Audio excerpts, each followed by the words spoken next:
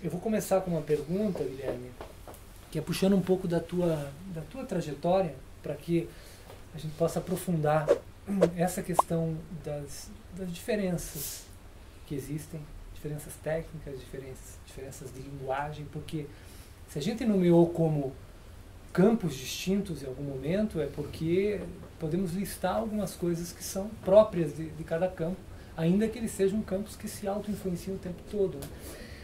Você passou por uma longa formação erudita, estudou violino desde muito cedo, participou de diferentes formações clássicas e descobriu, em meio a tudo isso, o campo da cultura popular, da música folclórica. Você se envolveu com o fandango paranaense, orientou estudos sobre música popular. Você se tornou um rabequeiro e usa a rabeca em trabalhos variados, ajudando a valorizar esse instrumento típico da tradição musical do Paraná. Pois bem, tendo vivido esses mundos, o popular e o erudito, como você poderia nos descrever as distâncias técnicas reais e as distâncias de linguagem reais que existem entre a rabeca e o violino, como exemplo; 2, entre o popular e o erudito. E mais, como você enxerga na atualidade essa evidente miscigenação de influências entre os círculos populares e os círculos eruditos? É uma banca, né? Isso aqui, olha, eu tenho a impressão que essa realidade é uma vingança. É uma vingança do Nélio. E eu acho que eu vou passar para outros exemplos. Tô brincando. Eu acho que é bacana colocar.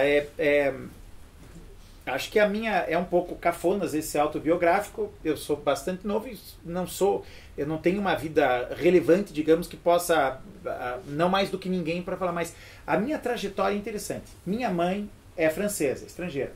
O meu pai é filho de estrangeiros. Então, a minha brasilidade é muito recente, é muito complexo. Mas na minha identidade é muito bagunçada e muito frágil, porque minha língua materna é o francês.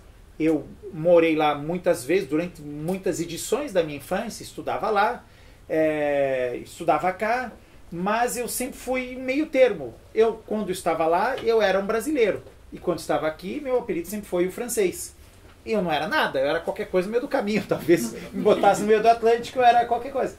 E o referencial cultural que eu tive desde muito cedo é da dita cultura erudita. Comecei a tocar violino com 5 anos de idade, não tenho nenhuma memória de infância que não tenha música no caminho, não consigo lembrar, não lembro de muita coisa antes dos 5 anos, sempre tive o violino ao meu lado, com referenciais que eram totalmente ligados a esse tipo de cultura.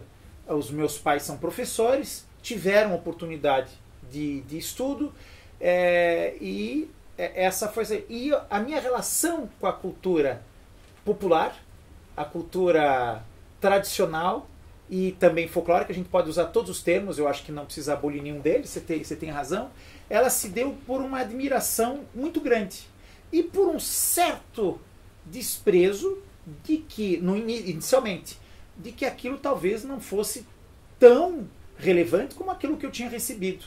E muito rapidamente essa não chega a ser um desprezo, mas esse segundo plano se dissipou.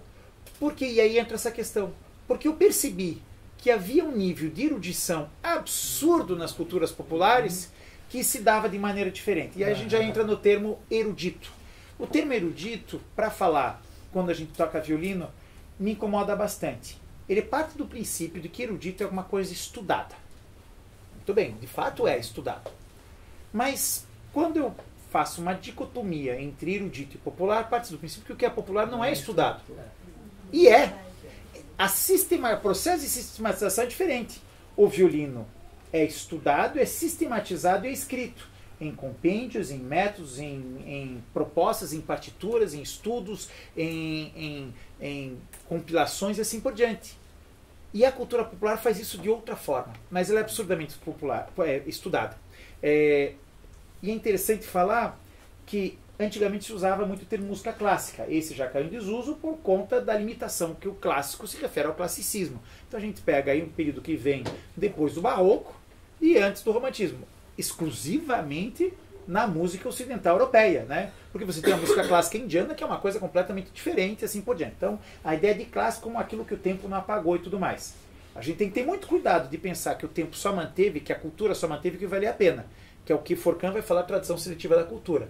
Esse é uma das possibilidades, não é nem dos critérios, porque a sociedade também faz questão de esmagar certas tradições que não lhe parecem interessantes, né? Então você anula algumas culturas que são irrelevantes, como é o caso, a gente estava vendo belíssimos documentários, são Caigangue, né? As crianças Caigangue ali brincando, por exemplo, uma negação da cultura, de alguns aspectos da cultura dos vários coletivos indígenas brasileiros durante muitos anos, e uma admiração agora que a gente tem e descobre quando você tem dados atuais, sei lá, de pelo menos 180 línguas diferentes sendo falados agora no Brasil, e isso agora. Então, essa tradução em miúdos, eu percebi nessa admiração, nessa trajetória, olhar de uma forma diferente, perceber que havia muita erudição, mas é uma erudição de outra maneira. E, por outro lado, relativizar. Nem todo sujeito que toca violino toca de uma maneira extremamente cerebral.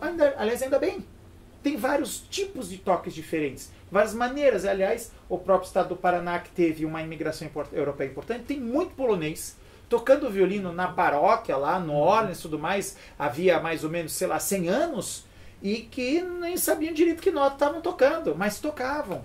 E isso de uma maneira, um instrumento, digamos, erudito, tocado de uma forma mais livre. Então, eu vejo que a minha relação com a música popular, a música folclórica ou a música tradicional, se deu por uma admiração enorme. E quando você vê, por exemplo, a família Pereira, vários deles, mas o Nélio Pereira tocando